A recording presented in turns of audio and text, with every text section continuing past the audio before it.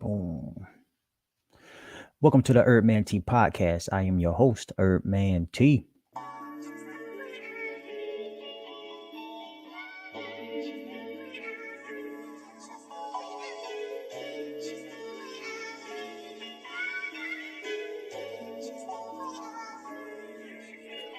I'm feeling real good, and I am back. I have to do something about that clipping at the end. But if you want to support the podcast, head over to patreon.com/herbmant, patreon.com/herbmant. I tell you what, it is one of those days. So today I'm going to be talking about our herbs for diseases. And to be frank, herbs are for structure, function, and fluids.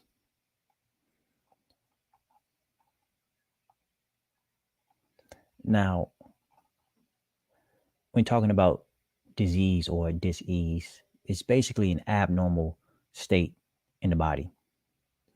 All right. And the question I often get asked is, what is a good herb for X? And usually it's some type of name that is coming from the medical community, and not necessarily a body part. And when you start to get into basic A&P, you'll realize you would want herbs for much more than just the name that you are giving me. For example, let's take a basic one, hepatitis, right? So itis, inflammation, hepato, liver. So inflammation of the liver. And to truly reverse an issue like that, you would want more than just herbs for your liver.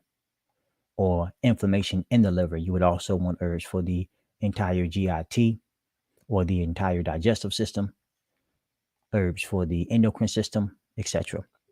But what I wanted to focus on are names that have nothing to do with body parts whatsoever. For example, Crohn's.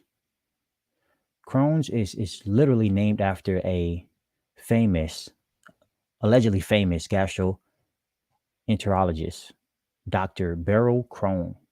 So if you ever asked me, what herbs are good for Crohn's, literally you're asking me what herbs are good for Dr. Beryl.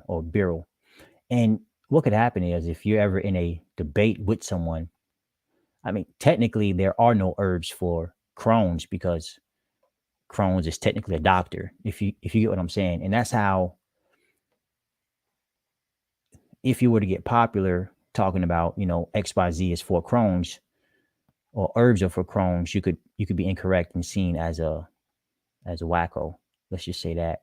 But when you get deep into it, of course, Crohn's has symptoms. So you really want to be asking the question about, what herbs can I use for inflammation in the bowels? All right, because herbs are for structure, function, and fluids. And we're talking about chronic inflammation in the bowels. You always want to address food consumption. What have you been consuming that could have caused this? Not only that, what structures are involved. So of course you have the bowels, really the entire digestive system, because you cannot be chewing your foods properly, which could lead to poor elimination of those foods later on. Your stomach cannot be functioning properly, which could lead to poor elimination of those foods later on, which, once they make it to the colon, is essentially waste. But not only that, focusing on the digestive system, or having herbs for the digestive system, you would also want herbs for the endocrine system, because when the food moves through your bowels, you have the autonomic nervous system at play, and the adrenal glands are the brains of the autonomic nervous system. So again, if you ask me, when I say herbs are herbs for diseases, no, they're for structure, functions, and fluids. And I'm mainly talking about the diseases that are named after these famous people.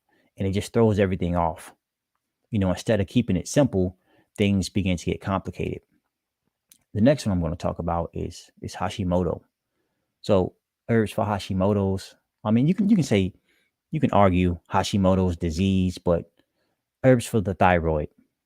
Do you want, what are some herbs for the thyroid? But with Hashimoto's, you'll see sometimes the thyroid is hyper, sometimes it's hypo. Like, which is it? Well, whenever it's hyper, usually you don't want to give or take any herbs if it's hyper, because eventually it's going to turn into hypo anyway. It's going to become underactive. So it's in a hyper state because of lymphatic stagnation in that area. And if you're having lymphatic stagnation in the thyroid area, most likely you have it somewhere else as well. So you're truly asking about herbs for the thyroid, and looking at it in a holistic way. You are also asking about herbs for the entire endocrine system as well as the skin. Because when you start to look at the symptoms of Hashimoto's, fatigue, anytime you're tired, adrenal glands, you want herbs for the adrenal glands. Weight gain, okay, so it could be hypothyroid. You're not metabolizing your foods. Metabolism has slowed down. Also, too, you might not be sweating. And it could, well, not sweating could be a thyroid problem, because the thyroid is responsible for controlling the body's temperature. And then depression ties right back into the parathyroid. Dry skin. So all these things, of course, you want to make sure you are getting rid of the symptoms, but to take it a step further, you want to think holistic and focus on the endocrine system as a whole, and you will realize that it ties into the urinary system. The adrenal gland sits on top of the kidneys. They both have a relationship with one another. So if the adrenal glands are getting weak, you're starting to feel fatigue, those kidneys are going to be affected as well.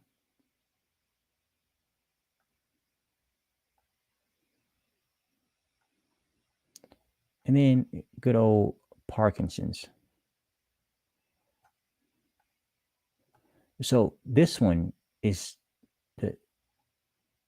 the disease Parkinson's is named after English physician James Parkinson. So essentially what you're asking, herbs for Parkinson's, herbs for James. And we don't know what herbs James needs. James, what? He died back in the 1800s.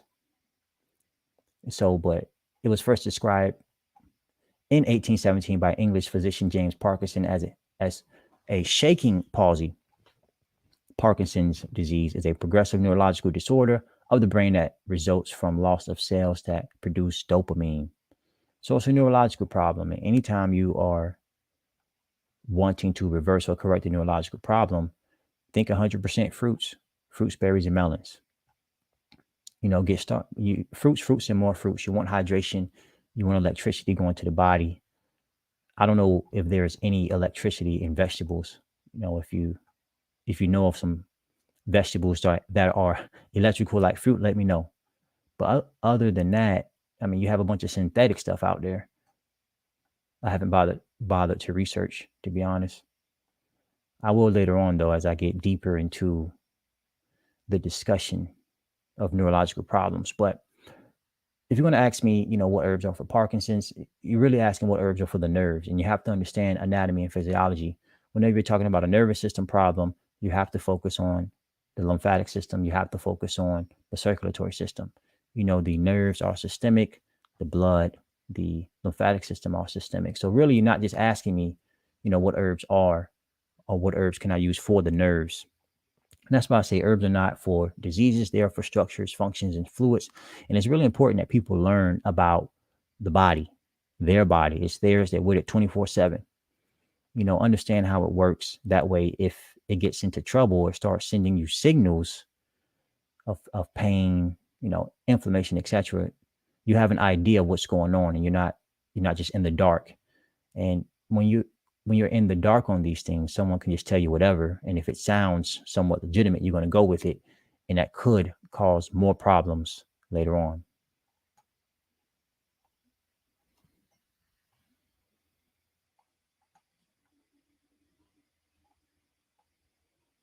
Centuria, what's up? What's up? Robert, you're welcome. No problem. No problem.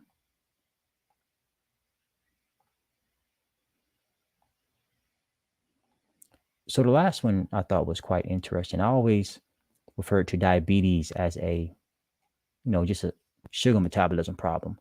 But when you break down the word diabetes, it's actually a shortened version of the original term, which is diabetes mellitus. And basically, diabetes means siphon. And then the mellitus means honey or sweet. So siphon sweet or sweet siphon. And I don't know of anything that's called siphon or sweet in the body besides sugar, but I don't know what organ is siphon. You know what I mean? But basically, they say it was named this because diabetes is excess sugar, and it's found in the blood as well as the urine. So just excess sugar, I guess, being siphoned through the body. But still, that doesn't really tell you what glands are involved or what structures are involved. And the two structures that are involved with sugar metabolism are your pancreas and your adrenal glands. So, and as I always say, if you're having a pancreatic issue, focus on the system that the pancreas is a part of. If you're having an adrenal gland issue, focus on the system that the adrenal gland is a part of as well, or the adrenal glands are a part of. And you'll just see how everything relates to one another. And once you see these relationships, then you could begin to, perfect your focus on how to reverse your problem. You're not just relying on one herb or two herbs or three herbs. You'll rely, or you'll be able to choose multiple herbs as well as change what you're eating as well to really know how to help yourself get well. Because if not, again, you'll be in the dark and someone can lead you deeper into the darkness. And sometimes, the body can only take so much before there's a point of no return. So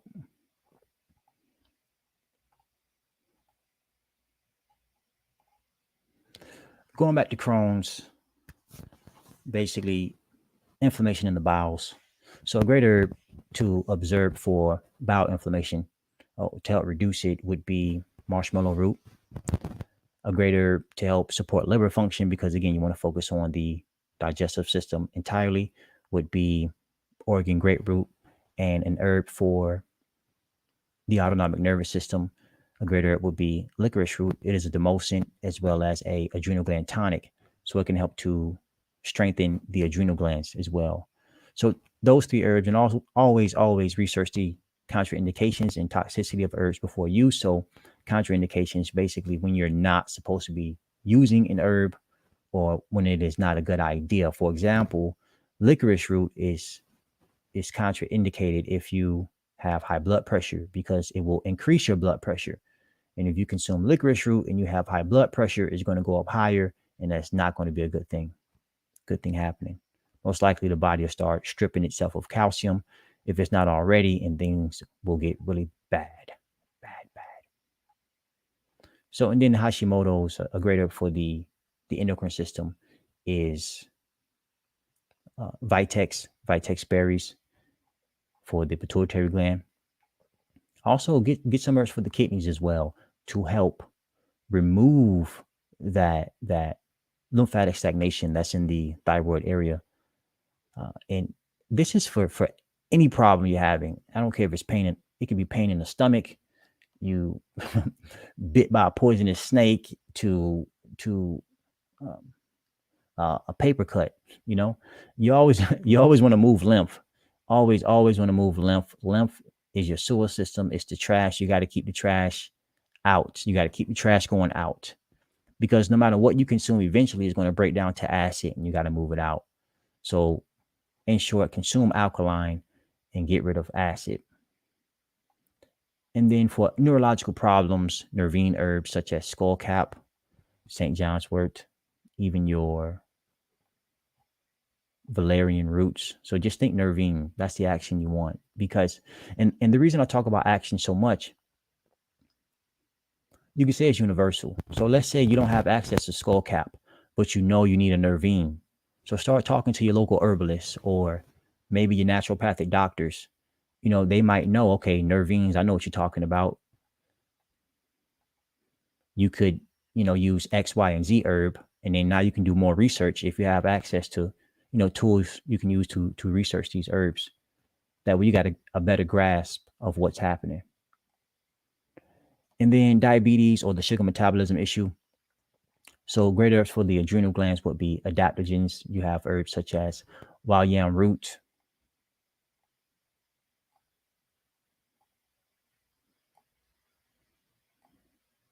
They even say wild yam root has an anti-diabetic action.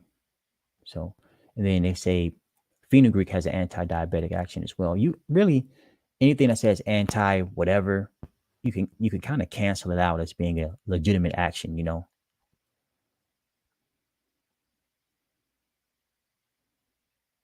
But basically, the herb has shown effects against whatever disease. I mean, I'm surprised I haven't found anti-Crohn's, yet. But so again, adaptogens focus on the adrenal glands. The adrenal glands deals with sugar metabolism, and then you have bitters that can promote really the exocrine part of the pancreas. So which wouldn't hurt because the pancreas has an endocrine and exocrine part. And then also you have herbs for the endocrine system, like your Vitex berry. Good evening, Sophia. And then I had two questions. One moment.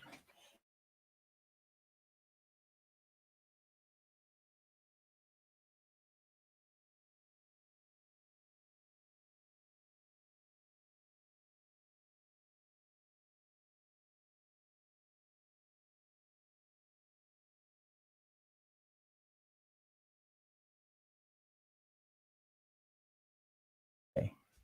Yeah, little man wanted to show me something. He couldn't resist. Little man could not resist. All right, so here we go. Where's that? Someone wanted to know. Yeah, hi. What can you DM me also on autism, ADHD, and Tourette's? So autism, ADHD, Tourette's, all brain issues, central nervous system. So that's going back to the nervine herbs, skullcap, St. John's wort, valerian root. And when you're focusing on the nerves, again, you want to focus on the blood as well as the lymph. So you got to think holistic, and also fruits, berries, and melons. More fruits, the better. And really your subacidic fruits, your mangoes, your apples, pears, plums, grapes. You want to stay away from the dried fruits because they're just not hydrating. They're dried. And then, hello Tyrone, what brand would you recommend? Well, right now I'm big on Mountain Rose Herbs. The Mountain Rose Herbs brand for getting herbs. I did find that there are certain grades of herbs. And a while ago, it was some type of, I want to say, government site that was selling herbs. And it wasn't too flashy. And I gotta find it, but I wanted to get my herbs from them. And it was basically high quality herbs, but I didn't know it. And I think any herb store that are selling herbs right now are selling the lower quality of herbs, to make money. But I will find that eventually when I start looking again for it. Yeah. Hey Cheryl, I'm not doing any herbal suggestions live at this time. All right. Yeah. So thank you all for joining the podcast. It's looking like it's on average is going to be above 15 minutes. But the original plan was always 10 to 15. So thank you all for joining the live. I'll be live again tomorrow at 7:30 p.m. Eastern Standard Time. And if you want to support the podcast, head over to head over to patreon.com/HerbManT. That is patreon.com/HerbManT. Enjoy the rest of your day, afternoon, evening. Peace.